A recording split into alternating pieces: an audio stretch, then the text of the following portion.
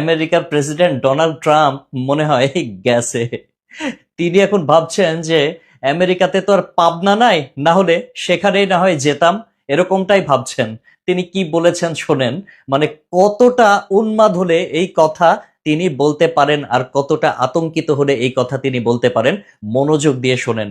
তিনি বলছেন, ইরানের পরবর্তী নেতা নির্বাচনে আমাকে সরাসরি যুক্ত থাকতে হবে।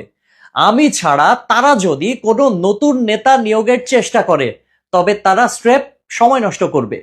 মোস্তফা খামেনি অর্থাৎ আয়াতুল্লাহ খামেনির ছেলে একজন লাইট ওয়েট, অর্থাৎ বড় কোনো নেতা না, হালকা পাতলা নেতা। সে আমাদের কাছে কোনোভাবেই গ্রহণযোগ্য নয়।